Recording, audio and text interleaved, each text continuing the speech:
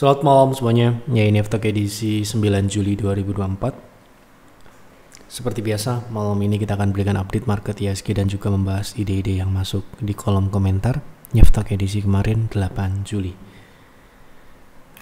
Ada cukup banyak yang masuk di kolom komentar, terima kasih untuk Bapak Ibu yang sudah memberikan ide. Untuk menyingkat waktu, kita langsung mulai saja. Dari ISG, sebelum saya mulai, silahkan bagi Anda yang belum subscribe channel ini, silahkan subscribe, dan yang sudah merasakan manfaat dari Aftok, dukung kami dengan klik like. Kita mulai dari ISG. Hari ini ISG melanjutkan kenaikan dan sempat menyentuh tren turun, resist tren turun ya, seperti yang kami sampaikan pada stock call. Kemudian penutupannya sedikit mengalami penurunan ya. ISG uji resist downtrend line dan turun kembali minggu kedua Juli 24 ya. Jadi belum perlu kami berikan update. Kita langsung masuk ke pembahasan saham. Yang pertama, tolong analisa teknikal untuk swing di BTPS sekarang apa sudah tepat masuk? Oke, kita lihat potensi swing BTPS. Beberapa hari yang lalu kalau nggak salah juga sudah kita bahas ya. Anda bisa cek dulu sebelum bertanya ya di Telegram Efek Advisor, ketik BTPS.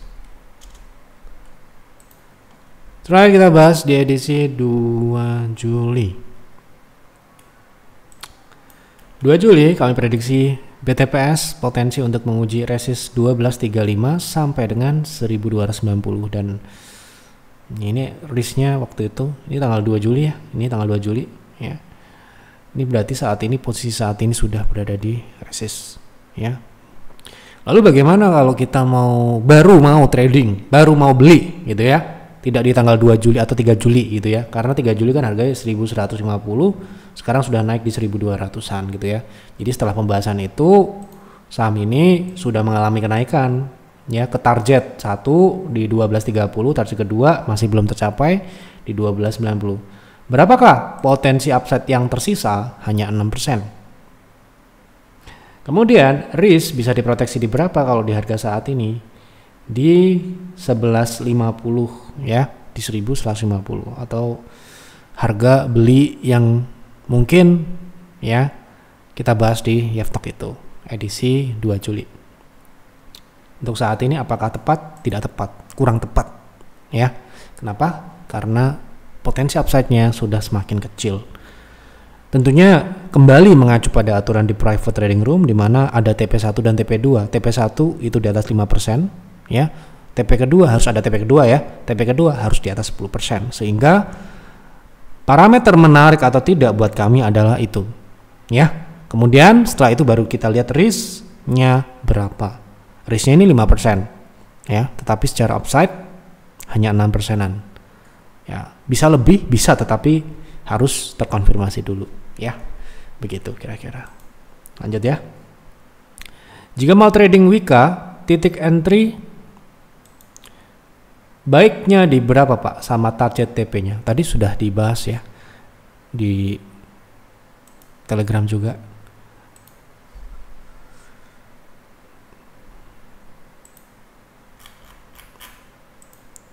Ya, oke. Wika ini salah satu saham yang terus kita berikan follow up terkait pergerakan harganya. Setelah suspend dibuka, baru hari ini kita berikan update terkait potensi pullback-nya. Ya, jadi jika Anda mengikuti kami, ya ini bisa diklik ya, ini bisa diklik nih ya. Ini tanggal 6 Desember, ya toh. Kemudian ini kita prediksi ke 2240, ini 11 Desember. Jadi berturut-turut, berurutan maksudnya ya, berturut-turut sampai dengan di suspend ya. Kemudian kita hari ini tim memberikan update terkait potensi pullback. Belum uptrend ya, masih sangat jauh dong uptrendnya. Anda lihat ini ya, Anda lihat di Telegram, tuh lihat chartnya ya, masih downtrend sangat jauh dari kata uptrend. Jadi kenaikan saat ini mungkin saja adalah kesempatan bagi yang mungkin punya modal di atas ya, itu untuk mencari exit point yang ideal. Tentu saja ya kita harus belajar dengan waskita dan ya emiten yang lain yang juga Anda sudah tahu bahwa Wika sendiri sudah pernah tersuspend, artinya kan tidak baik-baik. Jadi kami mencoba untuk berpikir untuk menghindari, terutama untuk investing. Kalau pertanyaan untuk trading ya, kalau Anda mau trading targetnya adalah 300, berapa itu? Target 300 sampai dengan 360 ya. Ini disampaikan di sini ya. 300 sampai dengan 362. Jadi saat ini harga masih di 210 dan saat ini merupakan area saat kami publikasikan tadi siang itu harga masih di 220, merupakan target minimal yaitu level 0,382. Artinya ya jika penutupan hari ini sedikit mengalami penurunan itu wajar dan mungkin saja dia akan turun besok ya. Karena kami akan mempublikasikan besok pagi terkait fundamentalnya ini apakah ada potensi kebangkrutan. Tentu saja kita lakukan analisa secara detail, objektif, baik itu dari sisi indikator-indikator utama dan juga Altman dan sebagainya. Nanti Bapak Ibu bisa akses di website ya. Nggak tahu nanti buat member peer atau peer saja atau untuk gratis untuk semua. Tapi yang jelas Anda cek saja di website. Jadi dengan upside segitu ya, berapa persen upside-nya gitu ya?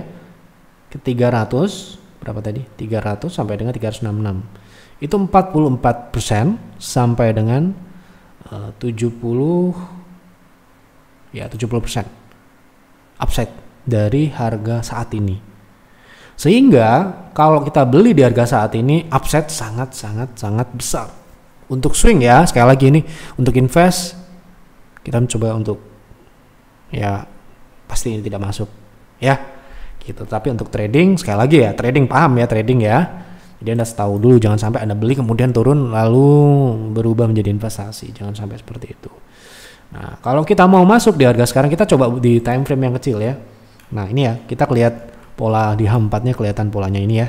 Jadi kalau Anda masuk paling tidak idealnya ya, ini belum bicara risk ya. Idealnya itu disupport ini. 180. Ya, 180-an. Dan itu pun risknya mungkin akan besar, masih besar ya, ke EMA 60 itu 26%. Jadi ingat ya, upside yang besar, risk juga besar. Buat kami sangat besar. Kenapa begitu? Ya PTR nggak boleh 5% masalahnya. Kalau 26% berarti 5 kali risk tolerance kami ya gitu. Artinya ya Anda bisa proteksi bebas, yang penting sesuai dengan toleransi Anda. Kalau Anda mau secara teknikal ya 20% lebih gitu. Baiknya di mana? Ya baiknya kalau dia sudah risknya kurang dari 5%, itu kami kategorikan baik secara risk. Di berapa itu? Ya kecil kemungkinan terjadi. Kalau dia turun sampai sini berarti turunnya lebih dalam ya harusnya. Itu paling tidak ya kalau kita mengacu pada support terdekat yaitu di 139, paling tidak kita bisa beli di 145. Sorry, bukan. Risknya di 140, kita paling tidak beli paling tinggi di 149. Dan kalau turun ke situ bisa aja sih, tetapi itu menjadi merusak pola untuk lanjut ke target 300 sampai dengan 366. Ya. Jadi sekali lagi ini kalau di private trading room meskipun upside-nya 40% ke atas sampai berapa tadi? 70%.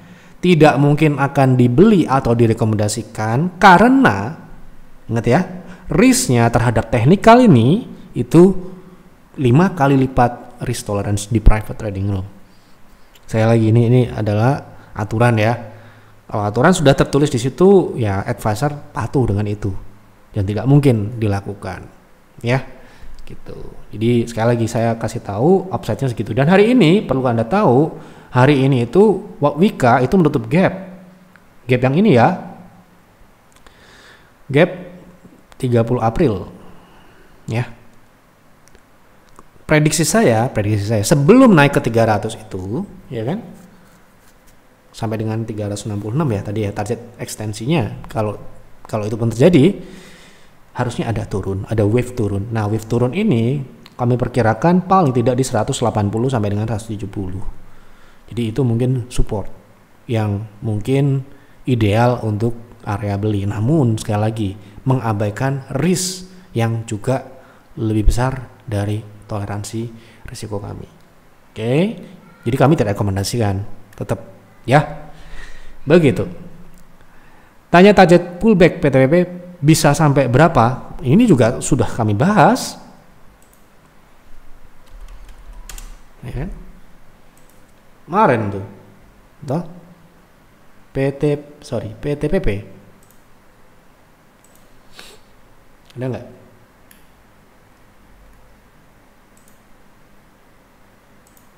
Nih ya, PTPP ini ya. Edisi 7 Juli. Nih, ya toh.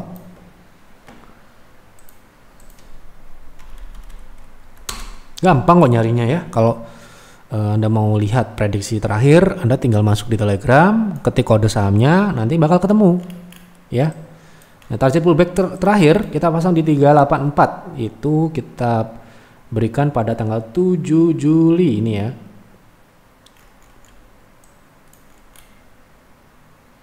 Juli dia naik ya. Kemudian target berikutnya ya yang memungkinkan adalah 3458. Saat ini belum tercapai dan ini mulai turun. Kemungkinan akan terjadi penurunan seperti halnya Wika. Mungkin akan turun dulu ke 378. 378 atau 370 lah. Ya, gitu. Tambah turun tambah senang saya. Dev yield makin besar. Saham opo iki? Pak F tolong bahas saham ULTJ, apa layak untuk investasi? Kita lihat ya. Kita lihat fundamentalnya dulu, tumbuh atau tidak, profitnya berapa gitu ya. Oke, kalau kita lihat dari pertumbuhan, ini jelas tumbuh ya, tumbuh. Kemudian secara profitabilitas sesuai dengan aturan di atas 5% NPM-nya dan ya OPM selalu di atas NPM, berarti itu sehat atau organik ya. Nah ini ya, ini seperti ini, jangan sampai NPM kok di atas OPM. Artinya apa ya, sekali lagi saya ulangi, jika OPM di atas NPM ada pendapatan di luar operasional yang artinya bukan dari hasil bisnis. Nah itu tidak baik buat kami loh ya. Kami akan mencari yang organik, jadi dia tumbuh, profitnya juga hasil dari operasional gitu ya. Nah ini menurut kami secara fundamental layak invest. Oke. Lanjut ya, karena pertanyaan itu ya saya akan jawab sesuai dengan pertanyaan. Selamat pagi Pak, mau tanya saham CFIN sudah punya di harga rata-rata 498 sebanyak 7%, berarti 7 PV. Buat jangka menengah saat ini harga sudah disupport, apakah sebaiknya nambah dengan menambah muatan sebanyak 3% atau wait and see dulu atau di cut loss karena sudah 5%? Terima kasih atas ulasannya, semoga channel semakin sukses. Begini, kalau strateginya adalah jangka menengah, saya asumsikan Anda sedang menjalankan trend following. Karena di kami seperti itu. Jadi sekali lagi pertanyaan Anda, kita analogikan menggunakan strategi yang kami gunakan. Kalau pertanyaan jangka pendek, kita pakai PTR swing. Kalau Anda tanya jangka menengah, kita pakai bull hunter. Kalau Anda untuk jangka panjang, kita pakai peer atau peers. Gitu ya. Nah, jadi kalau Anda mau jangka menengah, pastikan saham itu sedang dalam tren naik. Harus bisa dipastikan. Ini tren naik, ini konsolidasi, ini downtrend, itu jelas, clear, tidak abu-abu, ya, gitu. Tuh. Kemudian risk di bull hunter, oke, dengan private trading itu tidak sama. Kalau di PTR nggak boleh 5%, ya, harus di bawah 5%. Tapi kalau bull hunter, ya, tidak bisa seperti itu. Kenapa? Karena acuannya adalah tren. Kita cut jika tren terkonfirmasi reversal. Nah masalahnya tren reversal itu, ini edukasi dulu ya sebelum masuk ke saham itu. Nah ini untuk pemahaman para calon member yang masih bingung ya milih PTR atau Bull Hunter gitu ya, nggak tahu bedanya apa. Udah ada videonya juga sebenarnya. Nah, di situ trend reversal itu kan ada fasenya, makanya tradingnya ini jangka menengah, nggak mungkin jangka pendek, ya toh? Nah, perlu waktu untuk dia reversal, baik itu reversal dalam downtrend ke uptrend atau uptrend ke downtrend, butuh waktu, butuh membentuk pola dulu. Nah itu nggak mungkin, wah kita baca 5%, nggak mungkin, ya. Jadi harus acuannya adalah trennya. Kalau kita cut adalah karena trennya, karena namanya strateginya following. Kalau trennya sudah berubah menjadi turun, ya kita tidak ikutin. Gitu. Simpelnya seperti itu ya. Nah, jangka menengah kita pakai weekly ya. Nah, ini masih uptrend atau belum gitu ya? Atau sudah maksudnya sudah uptrend atau downtrend gitu ya? Sudah punya di 495. Ini cukup tinggi ya. 495 sekarang posisinya sorry. Di sini ya. Masih 3%-an. Nah, kalau menurut saya ya kalau kita lihat dari ini polanya, ini sekali lagi kita mencoba untuk melihat karakteristik saham ini. Ketika kita melihat saham Cevin ini rally seperti ini rally-nya kita kasih warna hijau, ya. Nah, kita lihat ini juga rally warna hijau. Nah, setelah dia rally, ya, dia tidak reversal langsung ya. Dia konsolidasi dulu. Nah, ya kan? Nah, kapan saham ini berubah tren? Ya, ketika dia turun keluar dari konsolidasi yang ini. Ya. Nah, konsolidasi yang ini. Misalkan kita ngelihat siklus di 2014, spike rally dari 2009 sampai dengan 11 12, ya, kemudian dia turun, mulai melambat menyempit, baru dia downtrend sampai dengan bertahun-tahun. Nah, kapan kita bisa tahu ini keluar atau tidak? Acuannya adalah EMA 60 aja. Ya, EMA 60 ini cukup valid karena EMA 60 ini kalau dia masih ke atas berarti dia masih uptrend. Ya, kalau dia sudah mulai mendatar berarti kita perlu, kalau kita punya, kita perlu mewaspadai, bukan menambah ya. Kita perlu mewaspadai terlebih dahulu. Mewaspadai apa? Mewaspadai jika terjadi hal yang serupa di masa lalu, yaitu reversal setelah konsolidasi. Jadi nggak harus reversal itu membentuk pola double top, triple top dan sebagainya, nggak harus. Setiap saham punya karakteristik, punya cara sendiri-sendiri. Makanya kita perlu mempelajari historicalnya untuk tahu ini akan berulang di masa yang akan datang gitu ya. Nah, saran saya Anda punya 7%, kalau di Bull Hunter maksimal 15%. Ya kan? Anda tahan. Jika dia breakout di atas 550, justru harus ditambah. Karena ini trennya berlanjut dengan target upside yang lebih besar, yaitu sekitar 37%. Itu belum diekstensi. Dengan risk ya masih tergolong oke. Sekitar 14%. Menurut kami masih oke ya, masih oke karena average-nya nanti kan dengan modal 490 dengan 550 ya Anda bisa nambah misalkan katakanlah 3 PV di atas itu, Anda masih average-nya cukup rendah, masih tercover dengan modal bawah gitu ya. Jadi saat ini saran saya tahan dulu. Kalau dia breakdown dari 470 atau 460, kemungkinan kalau saya akan distribusi bertahap, kita jual satu persatu gitu ya, sambil kita sekarang sudah mulai cari pandangan. Karena kalau kita cut sebuah saham, kita harus menyiapkan alternatif saham yang lain gitu loh ya. Oke, terima kasih BBRI dari Stochastic Line sudah mulai OVB, apa ini, overbought, tapi mungkin masih bisa naik sampai resist 5000. Setelah itu retreat di sini waktu buyback di area. Oke, sip. Assalamualaikum Pak Yap. Pak, mohon analisanya untuk saham IMAS, apakah sudah layak masuk untuk trading jangka pendek? Oke, trading tentu saja jangka pendek. Oke, kalau kita lihat dari jangka pendek konsolidasi ya. Jadi apakah ini waktunya masuk? Kemungkinan tidak, tetapi kita lihat dulu lah berapa besar dia punya upside, berapa yang bisa kita ambil dari saham ini dalam kondisi yang saat ini ya, karena ya kita cuma bisa mengikuti kan, belum tahu juga dia bakal breakout ke atas atau ke bawah karena konsolidasi ini cuma berapa persen sih upside-nya itu. Kalau dia resist terakhir itu sekitar 4%. Jadi saran saya tunggulah dia keluar dulu dari kecenderungan menyempit ini.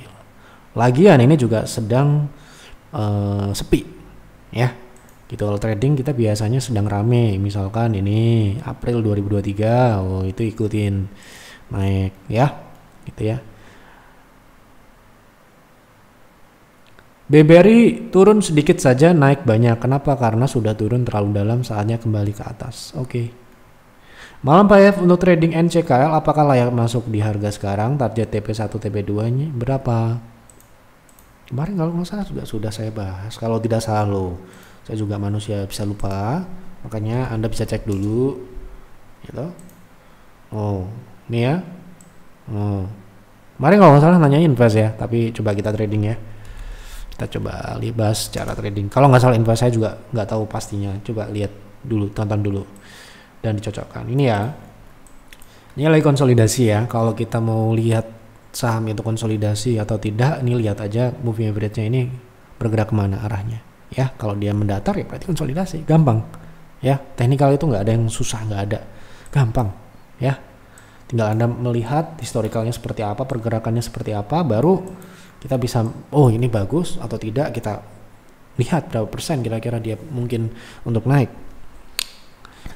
Nah, seperti ini ya kondisinya teknikal dari NCKL ini adalah konsolidasi dengan menyempit, tetapi ini lebar ya. Selebar apa? Dari support ke resist ya. Misalkan ini kita ambil yang ini ya, periode yang ini dari support ke resist itu 32% ya. Oke. Namun sayangnya harga saat ini dekat dengan resisten, sehingga strateginya adalah menunggu di support. Itu pasti kalau lagi konsolidasi seperti ini pasti tunggu di support atau middle area, tapi support lebih baik. Atau jika ternyata dia bisa breakout di atas 1025, barulah itu mungkin timing yang tepat untuk ruang yang lebih jauh naiknya ya gitu. Nah kalau sekarang ini apa saran saya tunggu, jangan sekarang. Kalau sekarang Anda berharap ini breakout, belum tentu ya, belum tentu. Jadi tunggulah ada konfirmasi. Kita nggak judi ya, kita harus nunggu konfirmasi yang ada, baru kita sudah mitigasi risikonya, kita sudah kalkulasi potensi upside, barulah kita eksekusi. Jangan sampai mendahului kemungkinan besar nggak berhasil ya gitu. Oke. Pak ya, mau tanya untuk PTBA apakah bagus untuk invest jangka panjang dan bagusnya masuk di harga berapa? Bagus, tetapi nunggu siklus yang naik dulu. Kenapa saya bilang bagus? Ya ini bagus, fundamentalnya bagus. Tapi catatannya adalah ya nggak hanya PTBA, ITMG sama, UNTR sama. Tunggulah siklus batubara uptrend lagi seperti 2020 ya. Kalau belum siklusnya ya jangan masuk. Gitu aja. Sudah saya bahas berkali-kali soalnya ya. Oke. Sekarang belum siklusnya. Saham buat besok. Nggak tahu saya. Saham buat besok, tanya advisor PTR sahamnya apa. Oke. Kita nggak merekomendasikan saham di Yeftalk. Saya ditanya, saya menjawab ya. Baik. Gitu untuk Yeftalk malam ini. Terima kasih sekali lagi untuk Bapak Ibu yang sudah berkontribusi memberikan ide untuk pembahasan Yeftalk malam ini. Semoga apa yang saya jawab tadi dapat Anda terima, dapat bermanfaat untuk Anda. Apabila mungkin Anda kurang cocok dan sebagainya, tidak menjadi masalah, Anda lupakan saja, Anda abaikan apa yang kami sampaikan ya. Karena tidak ada kebenaran mutlak, ya Anda perlu melakukan analisa lagi, buat trading plan, buat investing plan, dan jalanan itu dengan super disiplin. Jangan lupa, super disiplin ya. Tidak ada trading itu leda-lede, nggak ada ya. Harus disiplin, harus konsisten. Tidak ada kata, oh mau jadi trader tapi harus dijual, tapi nggak dijual, malah ditahan jadi investasi. Nah itu nggak konsisten ya, seperti itu. Jadi pastikan Anda siap dengan harus punya komitmen ya. Kalau kita mau trading ini, saya sangat banyak mendapatkan konsultasi member-member baru, terutama yang nyangkut di Goto, yang nggak bisa kita mohon maaf kita nggak bisa bantu kalau udah nyangkut di 50, sudah sahamnya masuk full auction gitu, misalkan susah dijual gitu ya, kita nggak bisa bantu ya. Lebih baik mencegah daripada mengobati. Itu juga itu juga dapat dipraktekkan di dalam investasi ataupun trading. Jadi dengan cara ya kita pergunakan isi kepala kita sebelum kita pencet tombol buy ataupun sell ya. Tidak ada ujuk-ujuk langsung bisa langsung profit besar gitu atau konsisten gitu tanpa adanya Anda berpikir dulu proses melalui proses demi proses ya. Nikmatilah proses itu. Jangan sampai misalkan Anda salah, ya kita semua sama. Kami pun juga pasti tidak semua profit. Ada yang loss juga. Anda bisa cek kinerja ya. Ini perlu kami edukasi juga ya sebelum saya tutup. Anda lihat ya grafik kinerja kami ya. Seperti ini tidak semua profit. Oke. Ada yang loss. Oke. Bagaimana cara ngelihat? Di mana ngelihatnya? Gitu ya. Real atau tidak nih, gitu ya. Nah, kamu buka kinerja ini, klik kinerjanya ini, ya toh. Nah, sebentar ya, ini agak lemot. Nah, di situ nanti Anda bisa lihat kinerja per bulan, per tahun, per kuartal, per apapun kamu mau lihat, ada semua di sini. Misalkan di bulan Juni, ya toh? Hasil dari mana ini? Ini. Lihat. Apa semua profit? Enggak. Ya. Gitu. Jadi saya sangat berharap sedikitnya penonton kami ini kan, kami kan channel kecil ya. Yeftalk ini kan kecil yang nonton sedikit. Kami berharap dengan sedikitnya ini banyak bisa orang teredukasi dengan baik dan bisa melek resiko, bisa memproteksi diri di market. Ya, ingat ya, market tidak mengenal Anda kalau Anda nggak hati-hati, KO pasti. Ya, di market seperti itu. Jadi itu adalah sudah menjadi hal yang harus dipahami sebelum Anda jegur ke market. Jangan sampai Anda jadi orang yang pragmatis. Harus menikmati proses. Ya, tidak ujuk-ujuk bisa langsung jadi orang kaya baru di market gitu ya. Kami pun seperti itu, tidak pernah ya. Yang kita harapkan adalah konsisten aja lah, pelan-pelan ya. Oke, itu yang dapat kami sampaikan di Yeftalk malam ini. Terima kasih untuk Bapak Ibu sekali lagi. Selamat malam dan selamat beristirahat.